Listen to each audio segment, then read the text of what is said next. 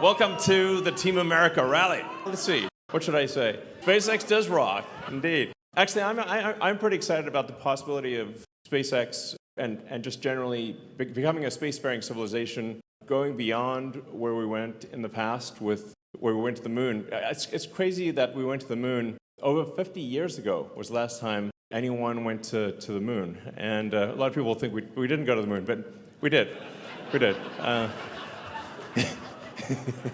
Yeah, the Soviets would have called us out on that one if we hadn't gone to the moon. They would have called bullshit on that one, 100%. But yeah, we need to go back to, we should not just go back to the moon, we should have a moon base alpha, like an actual base with a science station. That'd be sick. And I think we want to become a multi-planet species and be out there among the stars. We want to make Starfleet real, so that if you should be able to go to Mars if you want to go to Mars. It'd be like amazing. It's like 6 months. So Mars is far, but we can do it. We can create a base on Mars and ultimately build a city on Mars and make life multi-planetary. I think that would be super cool. Yeah, life can't just be about solving one miserable problem after another. There have to be things that inspire you, that excite you about the future, that you look forward to. You're like, wow, that's going to be cool. And I think being a spacefaring civilization and having a city on Mars and going out there exploring the moons of Jupiter, ultimately getting to other star systems would be incredibly exciting. And something you're like, wow, you could really look forward to that. That'd be I don't know, incredible. Go out there and find maybe alien civilizations, like in Star Trek. Go where you've never gone before. Yeah, let's make Starfleet real. Yeah. Meanwhile, back here on Earth, we need to. I think we definitely need to get President Trump reelected.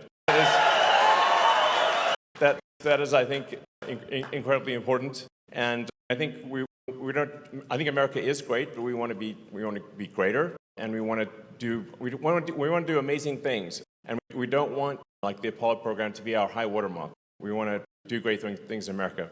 And I think we also want to preserve what has made America great. Things like freedom of speech, the right to bear arms, these things in the Constitution that are actually important. You have to say, why did they add these amendments to the Constitution? It was because in the places that people came from, if you said what you wanted to say, you'd be put in prison or you'd be killed. And they took everyone's guns away so that they couldn't rebel against oppressive government.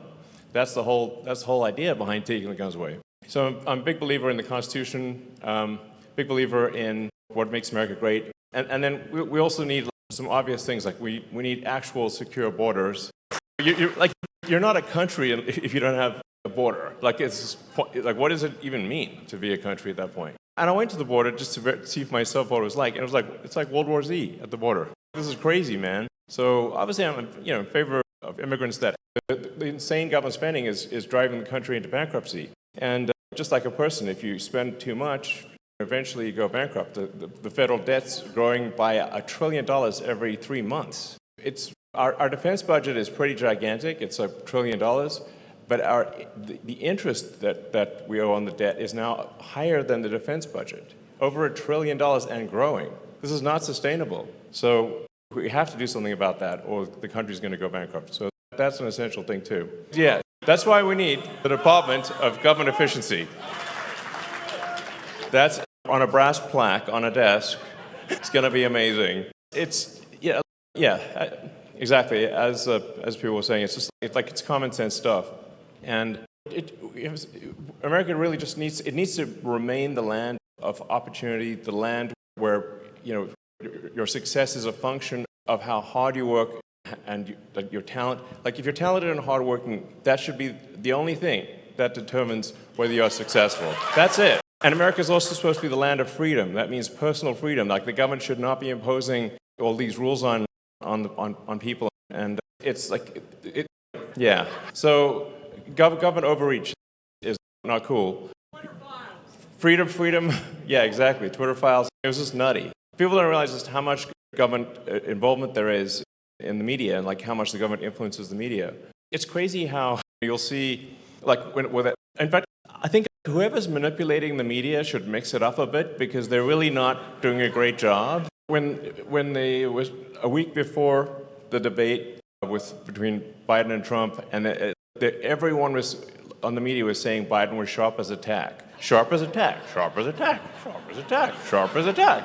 You should mix it up a little. Get a thesaurus, okay? The NBC media puppets were just all saying exactly the same thing. It's just strange that, and do they all just get the same memo at the same time? I don't know. Where does it come in? I want to see the group text, okay? Is there like an email copy list or what? Everyone say the same thing at the same time. Yeah, just total puppets. Yeah, exactly. Yeah, totally. Let's see. What I find is really engaging is when people are able to ask questions or make comments. And if anybody wants to try to keep the comments reasonably short, any monologue should be ideally kept to less than a minute. So, but just fire away, and I'll try to answer questions and respond to comments. And if you're over Tesla, can you jump the line? Yeah, sure. My question is, what makes you so interested in politics now? Why is this so important to you? Yeah, that's a great question. Okay, don't bring the mic that close. Whoa. Yeah, the question is why politics now and versus in the past I really have not been meaningfully involved in politics. The reason is that I think we're at a crossroads. This time I think we're at a crossroads, a fork in the road of destiny. What I see happening under the sort of Biden and Kamala administration is a level of sort of government overreach and manipulation that is extremely troubling. And I also see really a deliberate attempt to import as many people as possible into swing states like Pennsylvania in order to ensure that there is a permanent one state, America becomes a permanent one-party state. The numbers are truly staggering, and the fake legacy media doesn't report on them. The only reason anyone knows about it is if you're on the X platform. But like it's crazy. But I mean, you're seeing like basically increases. This is from the government website, by the way, which is run by Democrats. You're seeing like in some cases like 700% increases in the past 3.5 years in illegals in swing states. What a coincidence. And when you're talking about elections that are won or lost by 10 or 20,000 votes, and then you bring in 200,000 people, and then you put them on the fast track to citizenship. This is without considering any cheating. This is legalized. That if that happens over the next 4 years, there will be no swing states. They're importing voters. I think that's obvious to anyone who looks. And we will have a situation like we have in California where it's a one-party state. California is a supermajority Dem, and so it's one-party rule. And if you have one-party rule, that's not a democracy. So I think either action is taken now. If there was another 4 years and it's really like pointless to even talk about Kamala. Kamala is just a puppet of a larger machine. If the machine, let's call it the machine, is able to run for another 4 years, there will not be any meaningful elections in the future, just like there aren't in California. And all of America will be Californicated. Not in a good way. Yeah, get it.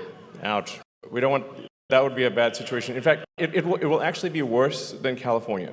The reason it'll be worse than California is the one thing that holds California back from being even worse than it is that people can move out of California and still be in America. Now, what happens when there's no place to move? It'll be way worse than California. That's why I think, yeah, exactly. And speaking of Mars, like what we're seeing with SpaceX, Tesla, and whatnot is that the sort of regulatory oppression year after year is worse and worse. And there's more regulatory agencies created every year, more rules and regulations every year, until eventually everything is illegal. We had our rockets sitting on the pad for 2 months, ready to fly. How is it possible that SpaceX could build a gigantic rocket faster than the government could move paper from one desk to another? So if that trend continues, which it will do unless there's a conscious effort to have deregulation and have sensible regulation, then Mars will be impossible. We will be forever confined to Earth. I definitely think that's a major, is being so heavily regulated that we are confined to Earth forever. And that would be a sad eulogy. If future aliens see us, you come back and they almost made it. Too bad they regulated themselves. They had the rocket and everything. So the short answer is I think this is incredibly important that, ironically, there's a lot of people on the Dem side that call Trump a threat to democracy. I think, in fact, they are the threat to democracy. Thank you. Hi, Elon. I want to thank you for coming. I'm from Deep Blue, Northeast Philadelphia, and I just want to say thank you for all you've been doing, your contributions. And my question is, did you expect the impact that buying X would have on the world and the United States, free speech, even into the America PAC movement? Yeah, the reason I didn't realize it would have as big of an impact as it has come to have. But the reason I felt that it was important to acquire Twitter was because I could feel the walls closing in. It was outrageous that they suspended the account of a sitting president. That's insane. And I think it was only a matter of time before they suspended my account, frankly. And for sure, given the stuff I've said lately, they would have suspended me 6 ways to Sunday. Really, Twitter and pretty much all the social media companies and Google and everyone are controlled by far-left activists. That's the truth of it. And so then, how do you know what's real when it's all filtered through a far-left San Francisco, Berkeley lens? They just manipulate the truth constantly. You can't even find the truth if you Google it, because Google, put it on page 6. And I don't want to pick on Google too much. I have a lot of friends there, but it's very easy to tweak the results, because the joke goes, what's the best place to hide a dead body? Second place are Google search results, because nobody ever goes there. So you don't really have to, in order to hide information, you don't have to delete it. You just move it to the second page, and it's just people don't go there. Yeah, that would be tough. That's a tricky one. But hey, at least there's one place where you can find out what's actually going on, what's real, and that's the X platform. I want to say we're very rigorous on the X platform about being a fair playing field, a level playing field, being fair to all sides. There's not a single account on the left that's been suppressed. Not one. No suspensions, nothing. I believe in being fair. And once in a while we get like a request for something on the right that's, would be slightly censorious, and we're like, nope, we're not going to do that. So, we are rigorous about being fair. Unlike the prior regime, we are actually fair. And we want both sides to say their piece and to let there be a free debate and let the marketplace of ideas work and let the best ideas win. And that's the right thing to do. Hello, Elon. As an IT guy of 26 years, I think one of the smartest things you did was firing most of the Twitter staff. Yeah. Everyone's talking about corruption in the election systems, in the DOJ and judicial system. I personally think a lot of that is because of blackmail data stored on government servers. I strongly feel that if we can't control the information that is stored by the three-letter agencies, we will never get control of the country. What are your ideas on things Trump can do to drain the swamp without being overwhelmed by their dirty tricks? I mean, as the saying goes, sunlight is the best disinfectant. So I think really just making as much information as possible public, available to the public, so that you can see what's going on.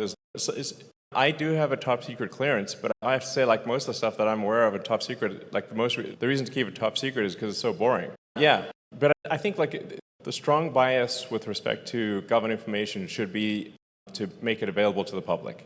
Like it should be, let's be as transparent as possible, like fully transparent. Unless it's like a massive risk to the country, like we don't want to give, say, exact instructions on how to make a nuclear bomb or something like that. But unless there's a genuine risk to the country, all information in the government should be public. Yeah. Over here. Oh, sorry. Hey. I know I look like the same girl who just asked. I am her It's hard twin. to tell because I just hear the speakers. Okay.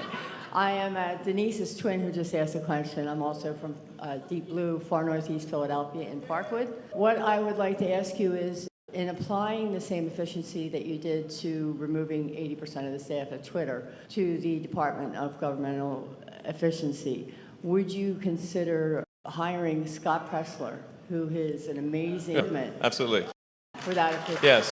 And I should say, hopefully if this comes to pass, then the Department of Government Efficiency is able to take action. We will reduce a lot of government headcount, but we're going to give, I think, like very long severances, like 2 years or something like that. To say, look, just go do something else is what we're going to say.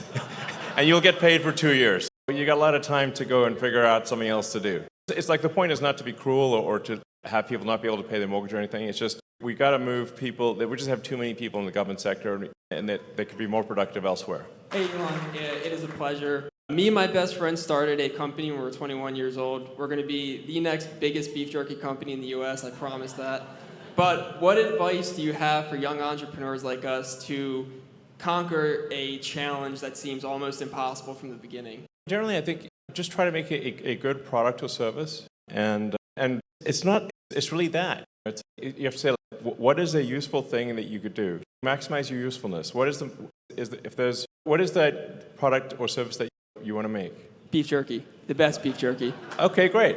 So you want to make the best beef jerky, just go ahead and do it. And then you have to just explain to people why it's, first of all, you need to make sure it is in fact the best beef jerky. And then you need to then explain to people why it is. And so if you have both the reality and the perception of something being the best beef jerky or whatever the product may be, then I think you'll find it will be very successful. Thank you. Yeah. The company is Open Road Jerky. Check us out. All right, sounds good. Hey there, Elon. My name's Josh. I drove down from Luzerne County today, which, by the way, has flipped red by registration. So Yes. nice work, everybody. Excellent. Yeah. Another fun fact about the northeast part of Pennsylvania, July 3rd, 1778, the largest massacre that ever happened on American soil happened when the colonists, the French, and the natives all fought over that land. And I think it all circles back. It's now fracking central. There's a lot of resources there, land, and just beautiful local communities. Yeah.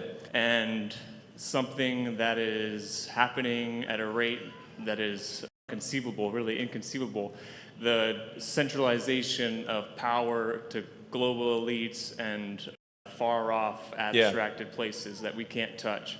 Yeah. What are the ways that we bring that back to local people that can actually have an impact on the ground? Speaking with some people here, I totally agree. Do we move the departments around the United States so they're not all in D.C.?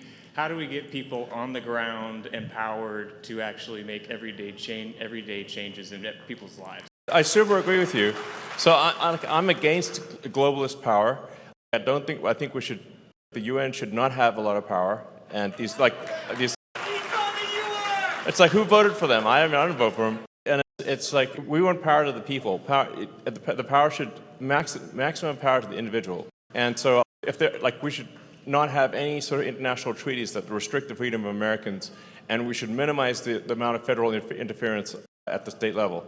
So it should be like, so unless it's at the state level, which is something you can influence, then really agencies at the federal and the national level should have minimal to zero power over you. Yeah. Is there a way that we could decentralize data so that consumers own the data? What is the next step towards that? Because I feel like that is what actually gives us our sovereignty back. I guess I'm not sure how to decentralize the data. If the data is at least in multiple places, at least you should be able to locally store the data. I mean, I think individuals should own their own data. I think that's really important. If you want to separate yourself from a social media company, you should be able to take everything with you. I'm in favor of any action that maximizes your freedom and liberty. Yeah. Hey, Elon. Tesla shareholder, owner since 2015. I own an S Plaid. Thank you for making that thing because it's awesome. It's my daily driver. It's fun. But my heart is with SpaceX.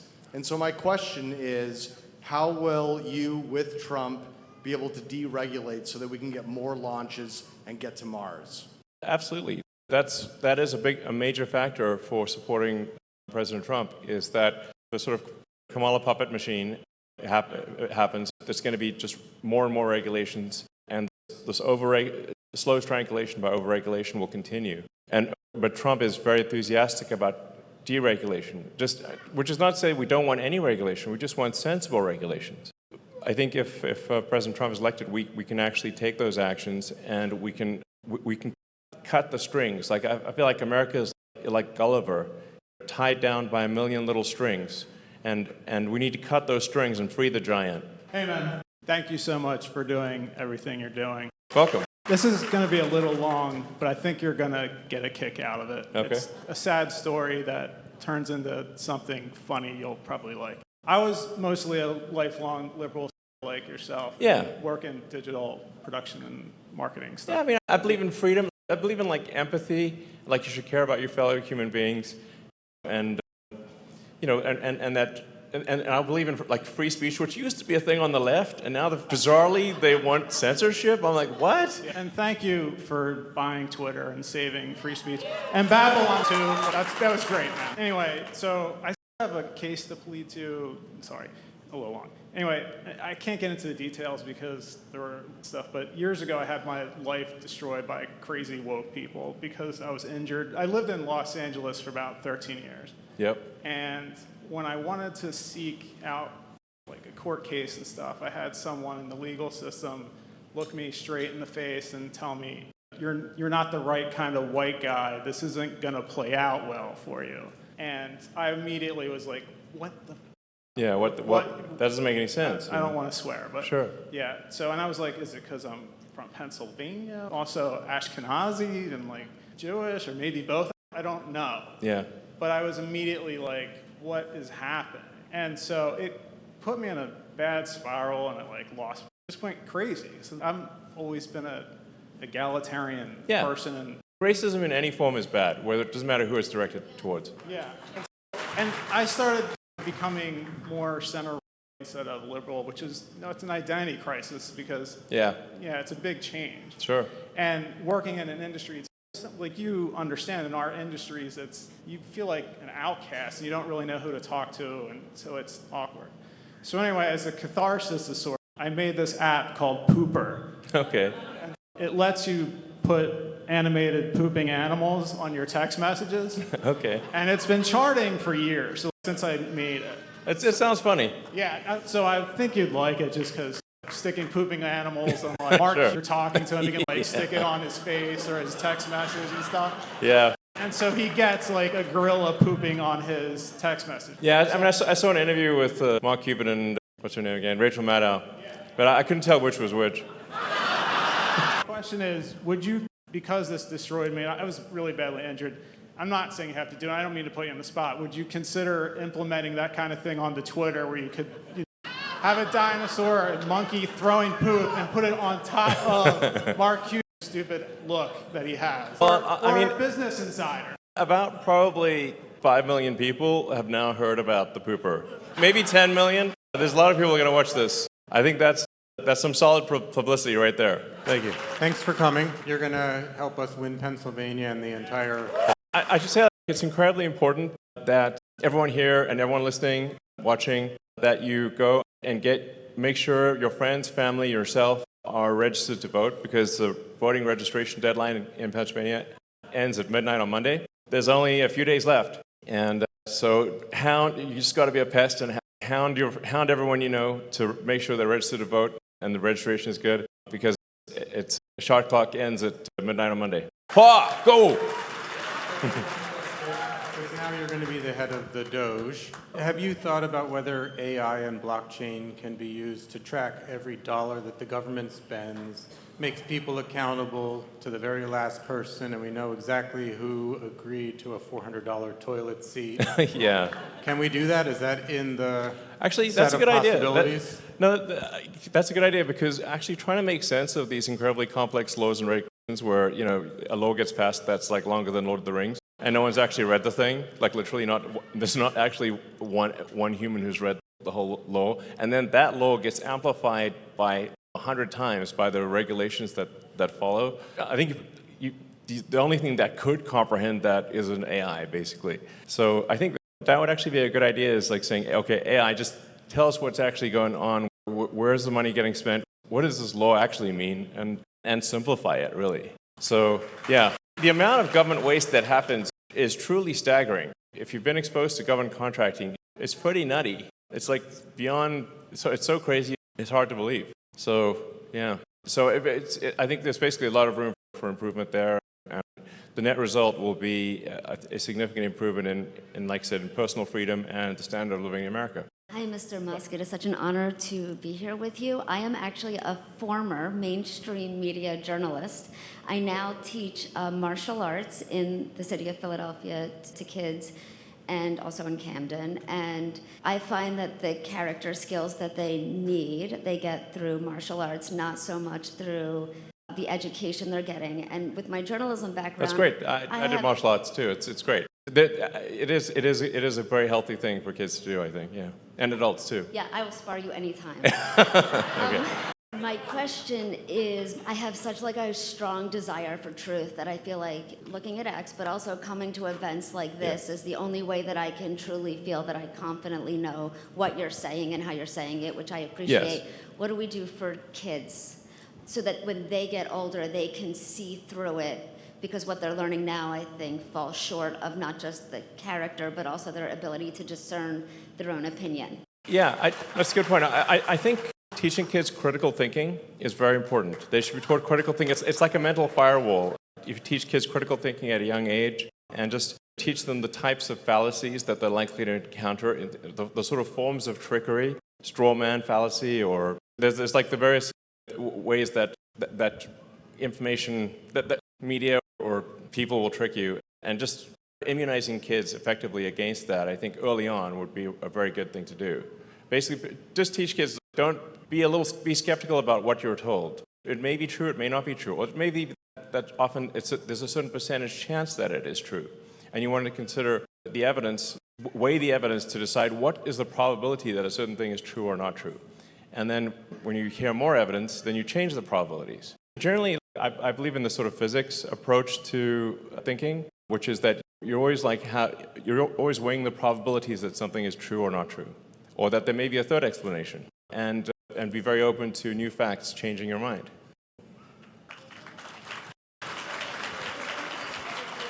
For free, that helps. Thank you. I think actually that what we want to move to is really systems like X and other social media platforms too, hopefully, where you really have the sum of the voice of the people. In times past, we didn't have the technology for this, so the only way to learn news was for it to be filtered through a small number of news organizations and then to be printed in newspapers or broadcast. There wasn't really any way that people could speak to each other or communicate with each other, but now there is. So because people can be online, and I'm a big believer in sort of citizen journalism, and actually being way better than, because you see, at first citizen journalism may sound like, doesn't that mean just a whole bunch of amateurs are doing journalism? No, actually it's way better, because if you have actual experts in the field saying things, that's way better than a journalist. If you have people who are actually at the event live, I mean, look at, say, the attempted assassination of President Trump, where people are actually at the event live, video, people are reporting it. That's the kind of thing that is actually far better information than filtering it through a small number of publications, which ends up being controlled by maybe 5 editors-in-chief. There's like 5 people that control all the news. And even though there are multiple newspapers, it's New York Times, Wall Street Journal, Washington Post, a few others, and they decide what is newsworthy. But that should not be how it works. It should be the voice of the people, the cumulative voice of the people should decide what is newsworthy. Thank you. First off, I want to thank Nicole here. She's the one that's holding the mic. Really awesome. I know you said you were a little spectrum autistic. Little, sure. Yes. So the only reason I say that is every successful person I've ever seen, you are the one person that I can relate to the most. So I'm sorry if I'm all over the place a little bit. I remember you had stated that you hate the fact that every single time you hire someone for their talent instead of their passion. I want to be able to say the Galileo test I passed, Xavier passed, Don Lemon passed, DART test, SpaceX test, A12 I passed that one. The 95 test, that's the year 95, what you did to be able to do Zip 2. I've done that. Slave test, Steve Jobs test, reality goodness test. The reality of actually doing something good instead of just talking bullshit out their ass. Exactly. The Reid Hoffman test, which he scoffed at you because you were going to be the first man to be able to put life on Mars, but it was going to be a turtle. So now he is walking back on that. But anyways, you guys were good friends. So I would classify myself, the easiest way is PNS, quantum engineer, and my friend Brandon, and my wife Theo and Brandon is over there. I want to give you my business card. You have 5 seconds. 5 seconds. Well, we have to move on to questions. So it's either question. Just to be clear, the goal of the questions is to ask questions that you think the public would be interested in hearing the answer to. To be clear, that's what we're after. Okay. you want to ask, you're interested in a particular question, but probably there's a lot of people in America and in Pennsylvania that are also interested in that question, and those are the kind of questions we're aiming for here. But thank you. Is what built America. I was wondering if you can bring, instead of going to Pittsburgh to be able to bring it to Bethlehem, to Lehigh Valley to be able to bring that up again. Steel? Bethlehem Steel? Sure. Is what built the U.S. Sure. And I know you're looking at Pittsburgh. I was wondering if you can look at Lehigh Valley to be able to grow what made America great. Okay. I think we do need a lot more local production of steel. There's not enough steel made in America, that is for sure. Yeah. So let's move. With the emergence of AI and robotics, you've talked a lot about a possible age of abundance.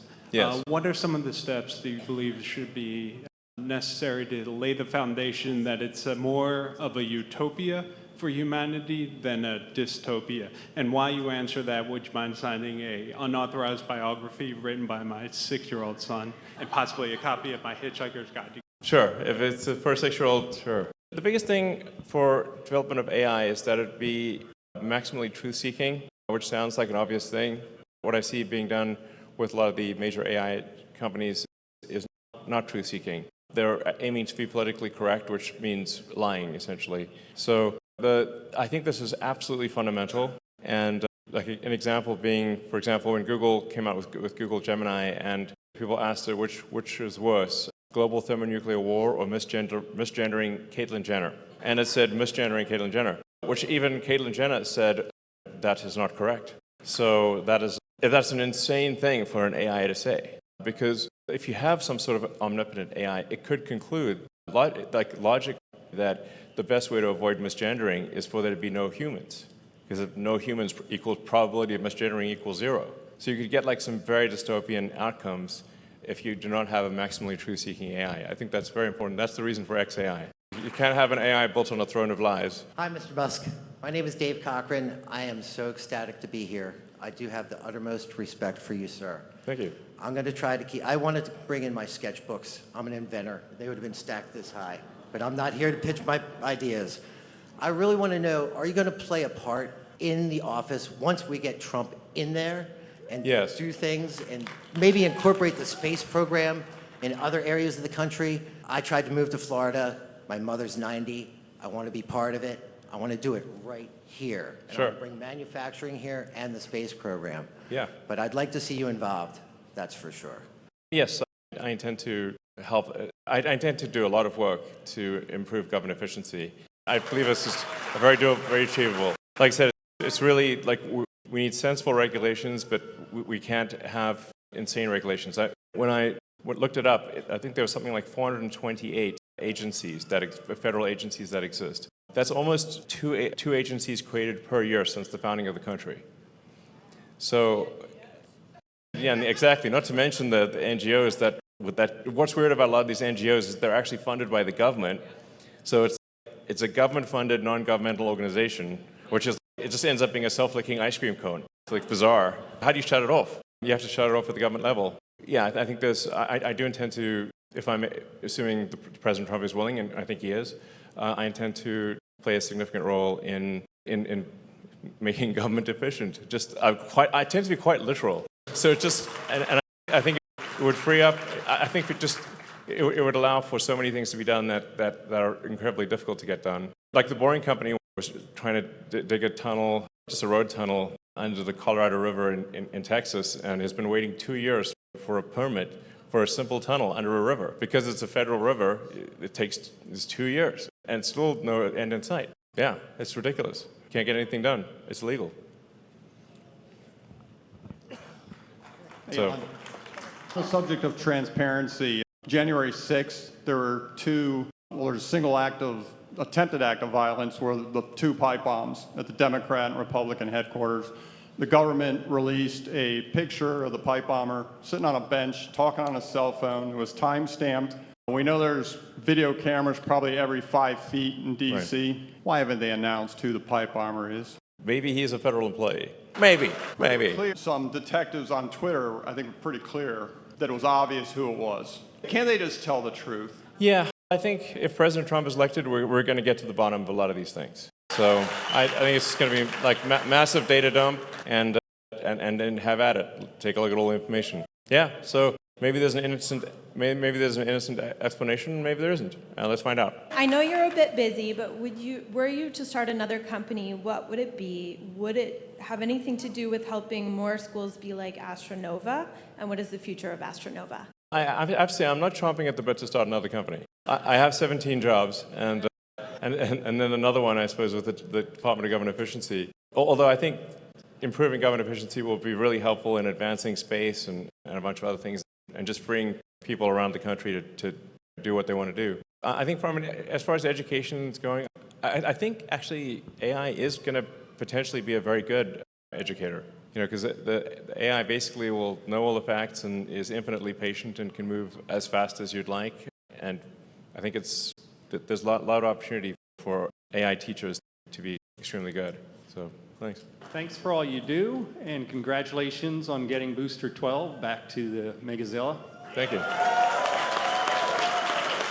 Yeah. Well, the SpaceX team is an incredibly talented team. It's an honor to work with them. Very impressive. Relating to X, would it be possible to train AI on federal, state, and local regulations and financial data so that the citizen journalists can investigate and analyze all the finances and all the laws and regulations so that they can help identify the discrepancies that exist? Yeah, absolutely. I totally agree with that. So, I mean, there is this fundamental challenge that happens, which is that laws and rules and regulations are immortal. And so every year, there's more rules, regulations, and laws, and they don't die because they're immortal. But we're humans, we're immortal, and we do die. So that you get this accumulation over time. Historically, what has caused a reset of the laws and regulations has been war. Now, we'd like to ideally avoid war, but we still need this massive reset of regulations and reduction of regulations, ideally without the forcing function of war. But it is an interesting thing that the longer that there is peace and prosperity, the more rules and regulations will accumulate until eventually everything's legal. So that's why I think it is essential that we have a very conscious effort to reduce the laws and regulations, or eventually no one will be allowed to do anything. Hey Elon, I'm Lucas, and I have a question for you. What's the best advice for your children? Best advice for the kids?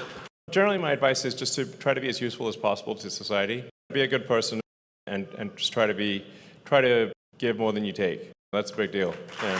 Hi Elon, I'm curious with the explosion of AI and ML, what your thoughts are on reforming the Nuclear Regulatory Commission so that we can provide all the electricity needs, not only for hyperscalers, AI and ML, but also to make electricity more affordable for citizens. Yeah, in fact, I think that the dangers of nuclear power are greatly overstated. So I think that we should, with the latest technologies, you can actually make a nuclear reactor where it is literally impossible to melt it down if you tried to melt it down.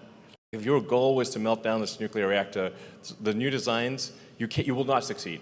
You can go in there with a flamethrower and a whatever, doesn't matter. And bomb the place, doesn't matter, it's still not going to melt down. So if you're in a situation like that with advanced nuclear reactors, then there shouldn't be any regulatory issues with that. Because what really matters is the safety of the public. So I think that there should be significant reform on the nuclear front. Mr. Musk, my name is Dave. Excuse the patch. I had Mohs surgery a couple of days ago. It's super embarrassing. It took a lot to get up here with that. I integrate AI into businesses, and we have to use OpenAI right now because they're the only API. And so we have to train it like crazy to get it not to do woke things. Hoping that Grok has an API soon. It will actually. We'll be releasing the API very soon. Oh, awesome. Okay, great. My Cybertruck drove me here this evening, my son and I, so thank you for that product. And my question is Space Force. I'm assuming there's been some discussions with President Trump about Space Force, and I'm just curious if he does win. Obviously, Doge, yes. Awesome. But Indeed. Secondly, what do you think Space Force might look like in 10 years? I think Space Force should really aim higher. I think when the public hears Space Force, you say Star Trek, Starfleet Academy, you don't think, let's make a slightly better spy satellite. That But the way that the Space Force is interpreted by the military currently is, let's make a slightly better spy satellite. That's 5% better. I'm like, no, that's not what people want. People want Starfleet Academy. Yeah, we want the Star Trek Enterprise. And that's what people want. A real Space Force where it's like, we're actually in space. So that's why we want to aim to have a permanently crewed base on the moon. We want to build a city on Mars. We want to be exploring the moons of Jupiter, the asteroid belt, the entire solar system. And if you decide that you want to go to Mars, you should be able to go to Mars. You know, that would be super exciting. Be a real spacefaring civilization would be fantastic. Yeah. Hi, Elon. You've spoken about the challenge of falling global birth rates and American birth rates. Is that something you've spoken to Donald Trump about? And it seems like the richer we get, the worse it gets, and you can't really pay people to have more. Nothing seems to work. What ideas do you have for that? And is that something that you have spoken to him about? Thank you. I have mentioned it to him, and it is a quandary. If you look at the rise and fall of civilizations, you realize that actually what ended most civilizations was a low birth rate. That is, an extended period of prosperity seems to cause birth rates to plummet. And it's somewhat counterintuitive. When a society is under stress, birth rates increase. So if you look at, say, ancient Rome, the birth rates were super high when they were fighting the Carthaginians, and Rome's very life was at stake. Birth rates were all-time high. After they defeated Carthage and ruled the Mediterranean, the birth rates plummeted. And to such a degree that Julius Caesar even tried to pass laws like in 50 BC or something like that to give an incentive for any Roman citizen that would have a second or third child. So they were having birth rate issues in 50 BC, which is pretty wild. And that was also true of really basically every civilization throughout history. It's how do you avoid this birth rate collapse, it's a sort of prosperity trap. I don't have a great answer for that, except I think if we can at least bring it to conscious awareness that we need to continue as a civilization, like no humans, no humanity. And at least it's a topic of conversation. It's like, hey, it's something we should do something about. And we definitely want to get rid of this ridiculous notion that there are too many humans on Earth. This is false, yeah. There's a lot of people who think that the environment can't sustain this number of humans. It's totally untrue. We could double the population of Earth and still not have a significant environmental impact. If you could fit all of the humans on one floor in the city of New York, that's 8 billion humans. Sounds like a lot, but actually, if you're, if you're in an airplane going from here to LA or wherever, and you look down, how often do you see a human? If your goal was to drop a ball on a human while flying from here to LA, you'd have a hard time. The actual density of humans is very low, and Earth's capable of easily having far more humans, and should, in my opinion. Hi, Elon. It's an honor to speak with you, and I just want to personally thank you for buying Twitter and saving free speech. You're welcome. So a couple months ago, I was tired of being a keyboard warrior, and I signed up to be a Trump Force 47 captain. Great. And I've knocked over 200 doors, just trying to get people to get out and vote for President Trump. Great. Thank you.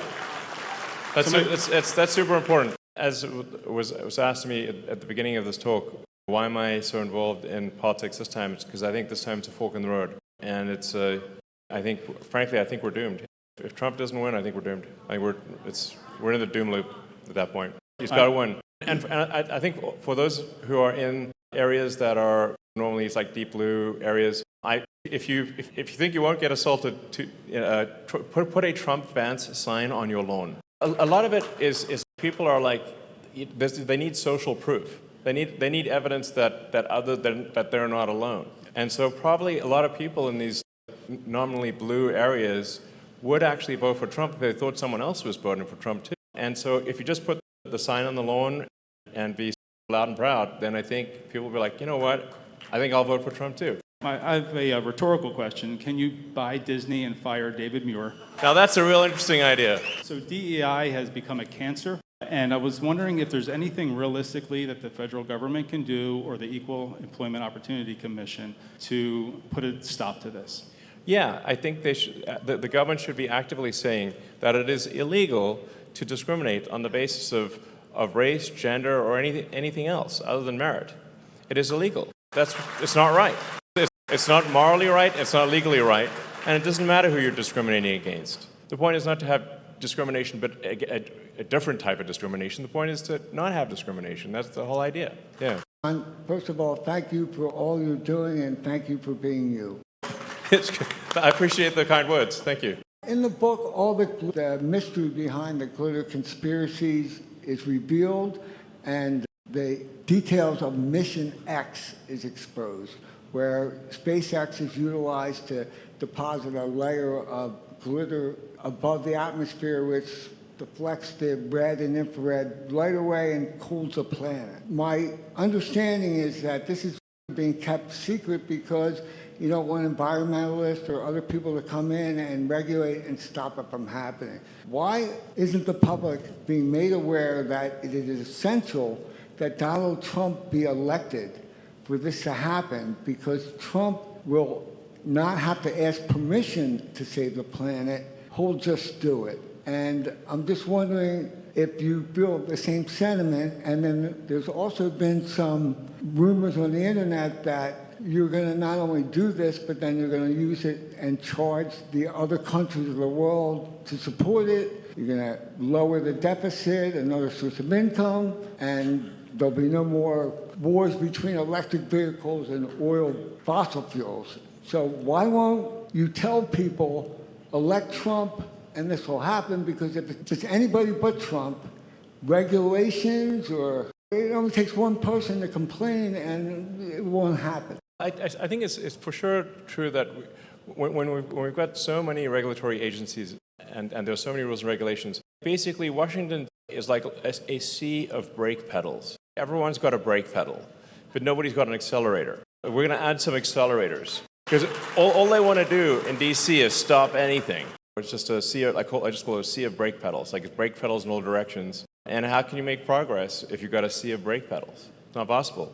So we're going to get rid of a bunch of the brake pedals and add accelerators. Question was, how do we stop the steal? And is there a way to have a database on X where we can track all the votes? We all send our votes to you to track it, and then we can tell who wins? Or there's so much, even down in Georgia right now, they're already flipping votes on the machines. And how do we stop the steal? I recommend posting any evidence that you have for voting fraud or irregularities or causes for concern. Just post it on the X platform, and then people can support it or say either support it or debunk it, one of the two. But I do think there's generally an issue that we have, a fundamental issue, which is unless we have voter ID, and my opinion is we should have no, and I say this as a technologist who likes technology, and I like computers, but we should not have computers do voting tabulation at all. It's far too easy to hack a computer. I know how to hack a computer. And government software is the easiest thing to hack. It's not the best software. We should, in my opinion, we should have paper ballots only. It should be in-person voting with ID. End of story. Hi, Elon. Thank you for everything you do. Feel free to answer this question in 3 words. Some people claim that you're hurting Tesla's brand and sales by supporting Trump. What do you say to those people? Tesla sales are actually doing great. And we're hitting all-time highs. So I think really people care about the quality of a product, and as opposed to whether they agree or disagree with the CEO's views. The CEO of any given company is going to have political views. But at the end of the day, what matters is that Tesla makes a great product, and people like buying great products. That's it. Hello. Hi. Hey, thanks for coming and being here. I think I understand your vision for challenging the existing cell phone syndicate, but I want to know when the X phone is coming out. Man, I sure hope we don't have to make a phone. That's a lot of work. If there's, the idea of making a phone makes me want to die. But if we have to make a phone, we will aspire not to make a phone. I do think that the companies and Apple and Google Android and whatnot, they need to make sure they don't have a heavy hand in like the App Store and whatnot, or they will create a forcing function for there to be a competitor. But man, I dread the idea of making a phone. But if that turns out to be necessary, we'll do it. But hopefully it is not necessary. Yeah. All right. Hey, Elon. First things first is that JCal is on my cap table. All right. Great. And my question is, I grew up in Spain, right near where your brother got married. Oh, cool. And comparing cities back home to cities here, it's like incomparable. How does one fix? I go to our great city of Philadelphia. How does one fix the problem of people living on the streets. It's not talked about enough. It isn't. No, I agree. I go to Kensington a lot, and it is such a horrible sight seeing these poor people. At what point do you have the freedom to slowly kill yourself like that on the streets, and how do you fix that? I think there's not an easy answer to that, but I think you cannot have open-air drug bazaars because obviously that's going to be a magnet. And while like most people can resist the lure of drugs, some people cannot, and you just cannot let there be easy access to drugs and have it just be open there on the street. Then there are also situations where somebody is like just fundamentally mentally ill, like not a little bit, like mentally ill in a dangerous way, dangerous to others. And I think if somebody is incurably mentally ill and a danger to others, we need to have some kind of asylum for them. It has to be done. The word homeless is a misnomer. Homeless sounds like someone who got a little behind on their mortgage payments, and if they just got a job offer, they'd be back on their feet. That does not describe the people in Kensington, okay, at all. If the issue is, if they're violent drug zombies, they must be taken off the streets, and they won't go willingly, so there's no choice. Now, I'm a big believer in empathy. I think we should have empathy. We should have empathy for our fellow human beings. But what I see on the left is a lot of shallow empathy. Empathy that's skin deep, essentially. Very thin empathy. They have empathy for what they term homeless people when they're actually violent drug zombies, but they lack empathy for the victims of the violent drug zombies. And so we should have deep empathy for everyone, not shallow empathy. Have empathy for the victims of the criminals, not just the criminals. Hi, Leon. My name is Hans Moyer. I brought some plans here to solve all our problems. I'm going to give them to this young lady here, okay? Wow, okay. I have some good news. The Washington Times, the most conservative voice in our capital, endorsed President Trump for another term, so that's good news. Great. My question today to you is when your children come to you and they ask you, why is so much war in our world? What do you answer them as far as where does peace begin? The reality is actually, if you say war per capita, it's actually quite low. So that it's not that there's no war, it's just that we now hear about war anywhere at all. But if you compare where we are today versus, say, last century with World War II and World War I, where millions of people were dying per year, we actually have, on a global basis, it's actually very peaceful. That does not say that there aren't some terrible things happening somewhere. There are 8 billion people on Earth. And in fact, what the sort of legacy mainstream media tends to do is try to answer the question, what is the worst thing that happened on Earth today? That's generally what the newspaper tries to answer. What's the worst thing that happened on Earth? It's a big world. There's some pretty bad things. Actually, the reality is that there is only a small amount of war occurring in the world compared to the past. And now, historically, humans have had a lot of war, of course.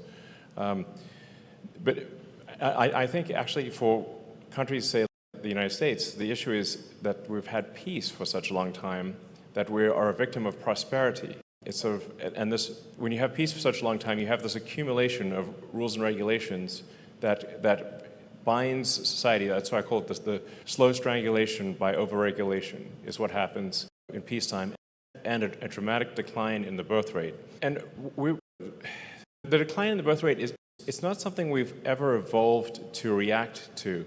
If you said that there was like a Thanos situation where somebody would snap their fingers and half of people would be dead, you're like, that's terrible. That's actually what's happening with the birth rate. Yet there is no reaction. Why is there no reaction? At the end of the day, you still have half the people. Look at, say, South Korea. Birth rate is 1/3 replacement. 1/3. That means if you fast forward to the future, 2/3 of South Korea is gone. Poof, gone. More than Thanos. Why is there no reaction? Why are we not reacting to the absence of children? We should have, in my opinion, just as strong a reaction to the absence of children, the death of humans. Because in both cases, the people are gone. Hey, Elon, how you doing? Great job saving Twitter from the woke mind virus. And I don't know if you're a gamer, but... I am. What gave it away? Because I do post frequently on the subject. Yeah. Very nice, me too. I do actually love it. People ask me, like, what are your hobbies? I'm like, I talk to my friends and family and I play video games. Yeah, I left my Diablo 4 to come here, so yeah. I made it here. But the yeah, exactly. But the gaming industry is starting to see some results too, being a victim of the woke Yeah, mind totally. virus. Yeah, I agree. And so I was wondering, with recent flops, Make video games great again. with recent flops like Concord and Dustborn, games are prioritizing pronouns and things like that instead That's of annoying. actual gameplay. Yeah. So I was wondering, have you ever thought about making your own gaming studio and making an impact in the industry? If there's one thing I could say that would be a fun thing to do, it would be to start a gaming studio.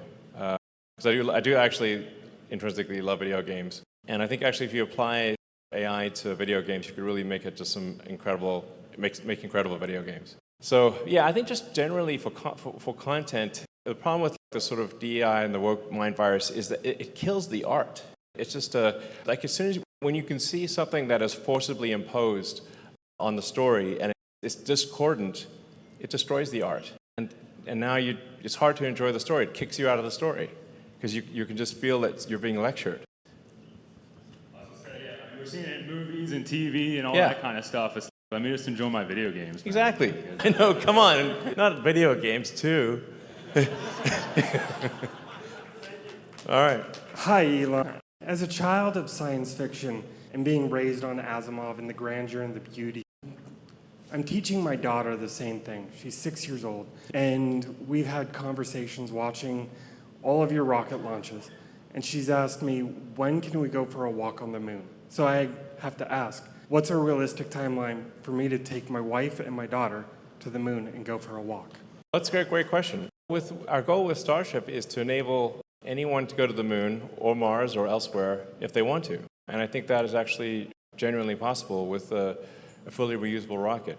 The fundamental breakthrough that's needed to make life multiplanetary and for us to be a spacefaring civilization is full and rapid reusability, which is what we have for every other form of transport.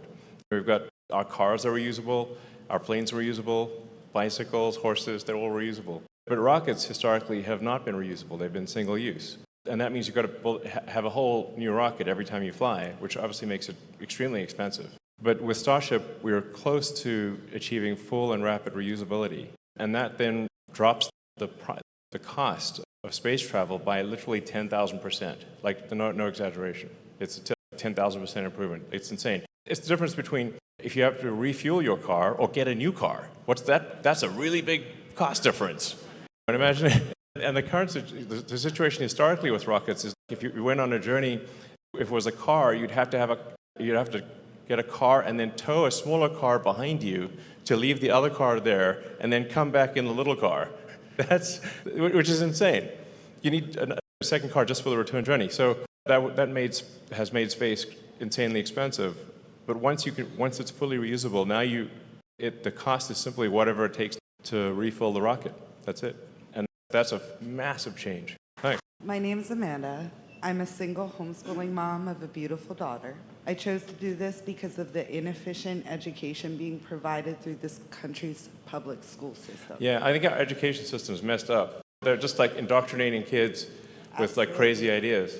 California alone gets approximately $23 billion in federal funding, which only accounts for 6 to 9% of funding for the state's K-12 schools. Right. Yet they still have the lowest graduation rates of any state in the U.S. How can we better use our funding federally to make sure our students in public school receive a proper education that prepares them for the workforce without the misallocation of taxpayer federal funding that the students seem to not be benefiting from anyway? If we make the funding contingent on student performance, then I think that would be a difference. Right now, there's no feedback loop. So schools can be terrible, teachers can be terrible, and nothing happens. And it doesn't matter if there's what the results are.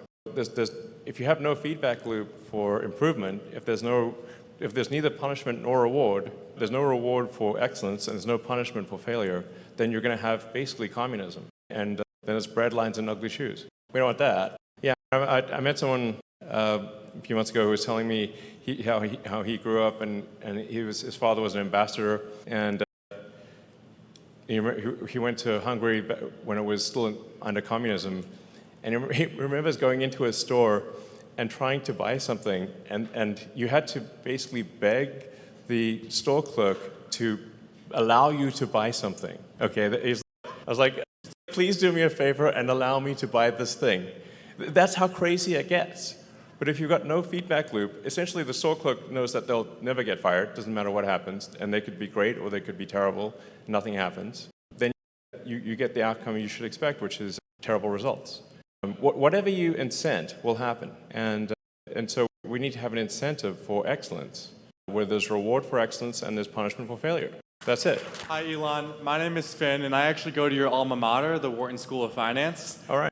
And I serve as finance director of the UPenn College Republicans. Shout out CRs. That's good. Shout out Penn CRs. And I just want to ask you, I know this is the moment. We're in Pennsylvania, and we need to reelect Donald J. Trump as U.S. president. How do you recommend I do my part in going about that, being a fearless leader on the campus that you were once a part of, but also navigating these layers and layers of just communists that kind of control every institution in this country? I think just with respect to this election, like I said, I think being loud and proud is a good idea. Wear a Trump t-shirt, put a sign on the lawn, wear a MAGA hat type of thing. Honestly, at this point, it's just, yeah. And then if people confront you, say, yeah, that's right. That's how it goes. Yeah, man. But like I said, I think if this really is a pivotal election, super big deal. It's really a difference between freedom and opportunity or oppression and communism, essentially. That's what we're looking at. I think this is, if Donald Trump is not elected, I think this is the last election. Hey, Elon. This was not planned, but I'm also a current undergraduate studying business at the University of Pennsylvania, who, as a young man, really takes great inspiration in your work and story. Earlier, you mentioned that the government deficit is growing at an unparalleled rate and needs to be stopped through a separate department for efficiency. Given the fact that government spending is increasing and taxes are unlikely to get cut in a meaningful manner, how do you think the United States can best decrease our government deficit to invest in the future of our generation? And secondly, and more importantly, what advice do you have for young men today who are seeking to achieve their full potential? Thanks, and go Quakers. Yeah, I really think we've got to cut government spending. Let me put it this way, that ultimately there will be no choice but to cut government spending. And when the government runs a deficit, that is a tax. And it's a tax on people who are saving money. It's a tax on people who least deserve it, really. Because inflation, so that everyone understands, the only thing that causes inflation is government overspending. Because the checks never bounce. When the federal government writes them, the checks never bounce. So government overspending is taxation. It's just a pernicious form of taxation that shows up in the rising price of goods and services. The only answer is to dramatically cut government spending and have it be efficient on what is only what is necessary and spend it well. That's the path to prosperity, and any other path leads to doom. It's got to be done. Yeah. In terms of general advice, I'd say it's try to be as useful and productive as possible. I do think we have an over-allocation of really smart people in America in finance and law. So that's both a compliment and a criticism, that we should have more smart people in manufacturing and basically producing goods and services than in finance and law. I think we over-allocate to finance and law in the US. Like a good test would be like you're on a desert island.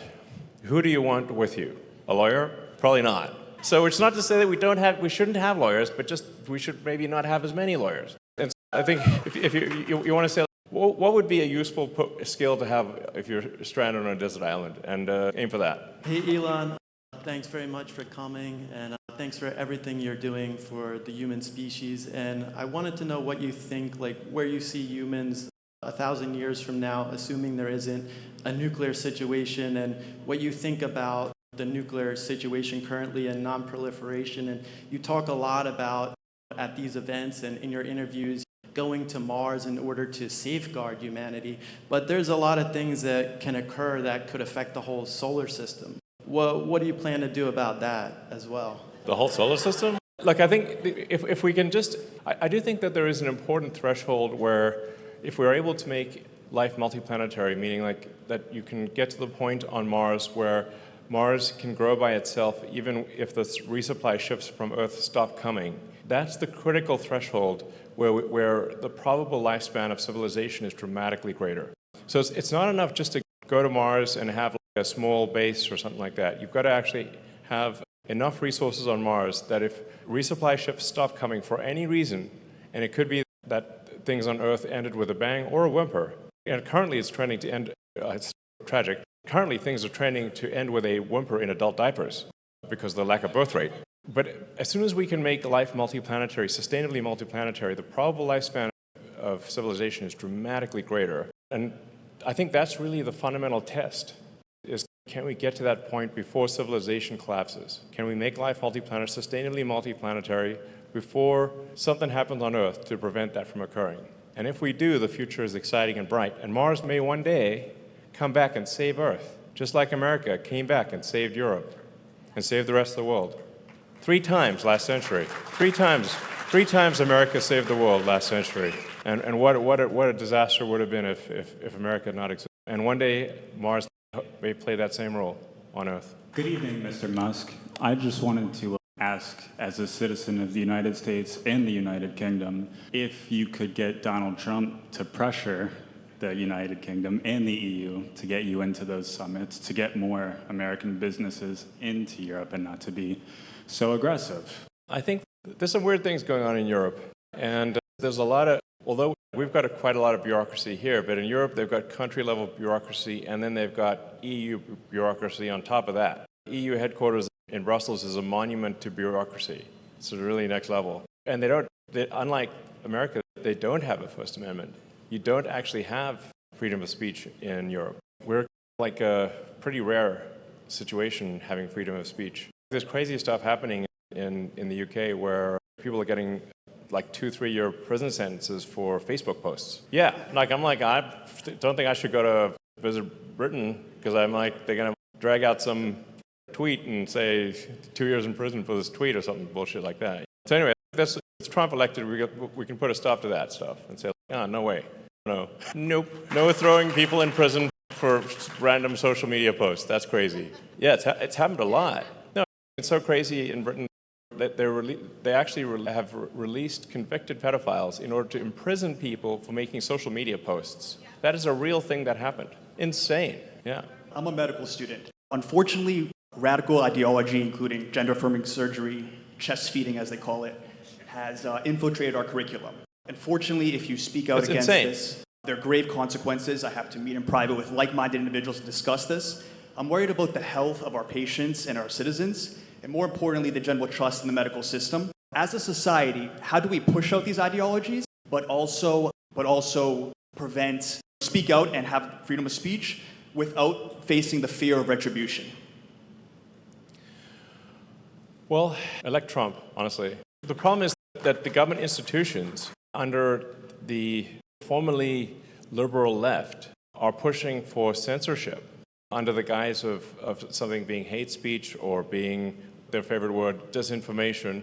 I find it hilarious when CNN was complaining and saying that I'm pushing disinformation. I'm like, are you kidding? CNN? Look in the mirror. He should rename himself Disinformation News Network. It's nonstop bullshit. But obviously it should be okay to debate things. Words are not violence. There's a big difference. And we need you need to be able to speak your mind and say what you want without severe repercussions. But it's wild, but like prominent Democrats multiple times have said the Constitution is an obstacle. They want to get rid of the First Amendment. They will if they can. It's insane. And I strongly believe with respect to any kind of gender surgeries, there should not be any permanent changes to children. This is crazy. A child cannot consent. If you need to be 18 to have a tattoo, then I think you need to be 18 to be sterilized. At least to be 21 to have alcohol. So it should be illegal to take actions on children that permanently affect their future, and they may subsequently come to regret. I believe in maximizing people's happiness, but allowing a child to do something crazy during their teenage years that affects them for the rest of their lives is not doing good for that child at all. So leave the kids alone. Hi, Mr. Musk. I'll keep it as short as possible. Right now, I'm also a student at Penn, and I was wondering what you think education in college in particular is the best, and probably more importantly, the worst at preparing people for the real world. Thank you. I do think it's important to study. I think it's good to study a wide range of things. I think it is important to study engineering and physics so that you understand how reality works.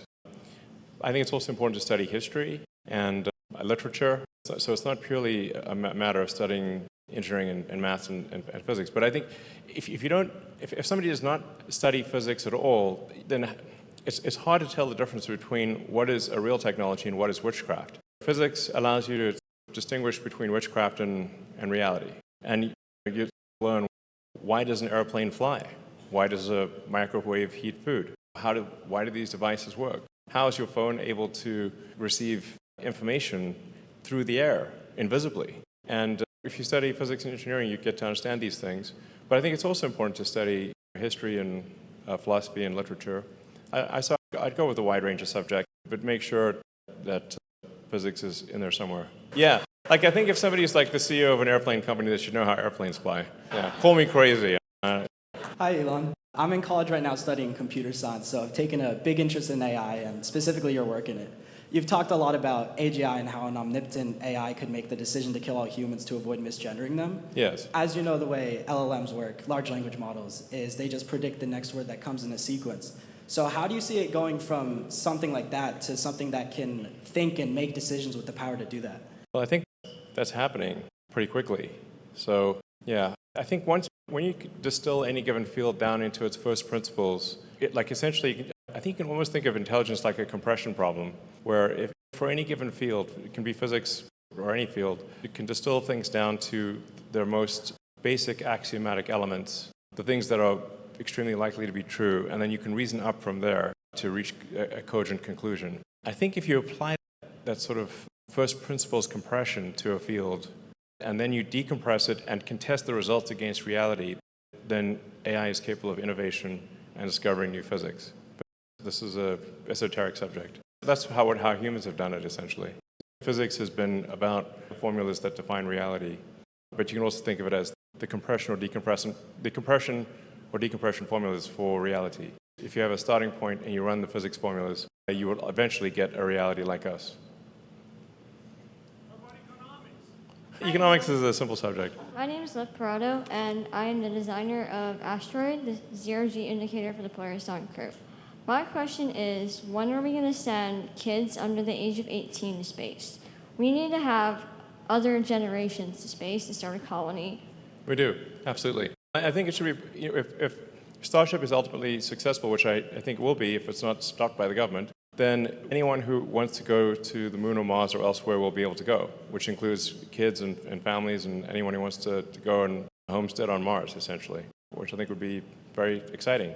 It will not be, to be clear, going to Mars at first will be difficult and dangerous, so not a luxury expedition, but a difficult one, much as the creation of America was. Thank you. I think I could probably do a few more questions, and then we'll call it a night. This is such an honor. Thank you so much, Mr. Musk. I want to thank you for everything you're doing, and God bless you and your family. Thank you. We're talking about such amazing things, our future, but to bring everybody back to reality in 18 days, it's the decision on whether or not that future will happen. We're in Pennsylvania, the battleground state, and there's an anxiety because they're saying that we're not going to have a count for a couple days. So we don't know exactly what to do. You had suggested using Twitter to show what we're saying. If you could elaborate on that part of it. Yeah. I mean, really, essentially, if you have any concerns or you feel like there's anything inappropriate happening, then definitely post it on the X platform so that people are aware of it. Yeah. Since you have all of our information, I personally would volunteer if who knows what's going to happen. If you need bodies for Chad counting, whatever had happened in the past, I would volunteer, and I would think everybody else in here would be offering to help. All right, thank you. Thank you. All right, I'll just do two more questions. So one more there and one more there. Okay. Hi, Mr. Musk. I'm not able to vote yet, but I still enjoy educating myself about our political world. My question is, how can a young American prepare themselves and inspire others for a rapidly evolving political and social world? I guess you want to, what's the future you want to build? I guess a future where, I don't know, there's immense prosperity for all and we're out there exploring the stars. That's something that I find really exciting. Reach for the stars, yeah, that's what I think, yeah. My name's Brody. I'm a college Republican at JMU. Today's actually my 19th birthday. Happy birthday. A week ago, I would not have thought that I would have the opportunity to talk to you. I was just wondering, what advice would you give to a college freshman? And also, why hasn't Tesla bought Rivian? I wish Rivian the best. I hope they do well. The car industry is a very difficult industry. There's only two car companies, U.S. car companies, that haven't gone bankrupt, and that's Ford and Tesla. And Rivian's going to have a hard time. It's just insanely difficult to compete in the car industry. That is a hard problem, I have to say. In fact, if it were not for not just one, but two technology discontinuities, one being electrification and the other being autonomy, I think Tesla could not succeed without solving both. Not just one, but both. All right, I'd like to thank everyone for coming. It's been an honor. It's been an honor talking, and I'd just like to encourage everyone out there to get everyone registered. The shot clock is running out. We've got until midnight on Monday. Get every friend, family member, strangers on the street, everyone you can find, get them registered to vote, and let's win this election. Let's go!